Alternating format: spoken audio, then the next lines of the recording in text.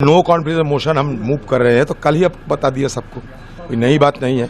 और हमारे पार्टी की तरफ से जब चर्चा शुरू होगी, हम नॉर्थ ईस्टर्न की रिप्रेजेंटेटिव को, मतलब गौरव गोगोई को हम तैनात करेंगे।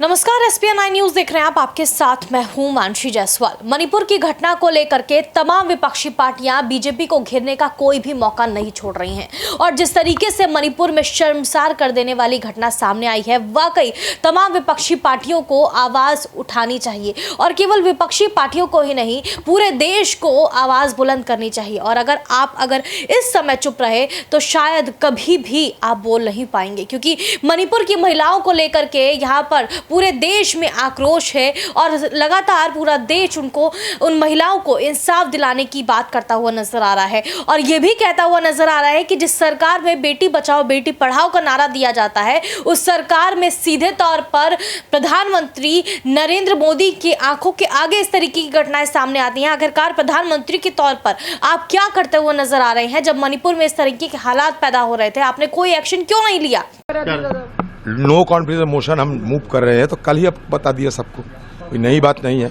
और हमारे पार्टी की तरफ से जब चर्चा शुरू होगी, हम नॉर्थ ईस्टर्न की रिप्रेजेंटेटिव को, मतलब गौरव गोगोई को हम तैनात करेंगे।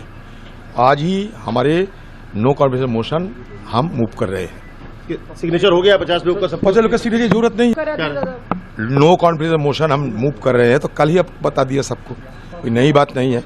और हमारे पार्टी की तरफ से जब चर्चा शुरू होगी, हम नॉर्थ ईस्टर्न की रिप्रेजेंटेटिव को, मतलब गौरव गोगोई को हम तैनात करेंगे। आज ही हमारे नो कॉन्फिडेंस मोशन हम मूव कर रहे हैं। सिग्नेचर हो गया 50 लोग का, 50 लोग का सिग्नेचर की जरूरत। ये सवाल लगातार पूछा जा रहा है। तमाम विपक्षी पार्टियां भरी संसद में लगातार मणिपुर को लेकर के इन कुछ सवालों के जवाब जो है वो प्रधानमंत्री नरेंद्र मोदी से मांग रही हैं, बीजेपी से मांग रही है। और अगर अब अविश्वास प्रस्ताव जो कहा जा रहा है कि लाया जाएगा तमाम विपक्षी पार्टियों की तरफ से, यानी कि सीधे तौर पर ये अविश्वास प्रस्ताव अगर तमाम विपक्षी पार्टियां वाकई लाती हैं और संसद में ये अविश्वास प्रस्ताव पारित हो जाता है, सभी पार्टियां मिलकर प्रधानमंत्री नरेंद्र मोदी के खिलाफ अगर अविश्वास प्रस्ताव पास करवा लेती हैं, तो साफ तौर पर प्रधानमंत्री नरेंद्र मोदी को इस्तीफा यहां पर देना पड़ेगा। जो भारतीय जनता पार्टी की सरकार है, केंद्र सरकार जो है वो पूरी तरीके से खारिज हो जाएगी और पूरे देश में राष्ट्रपति शासन लागू हो जाएगा और दोबारा से जो है वो चुनाव करवाने पड़ेंगे। यहां पर अविश्वास प्रस्ताव के लिए लगातार हम अपने दर्शकों को अपडेट्स दे रहे हैं।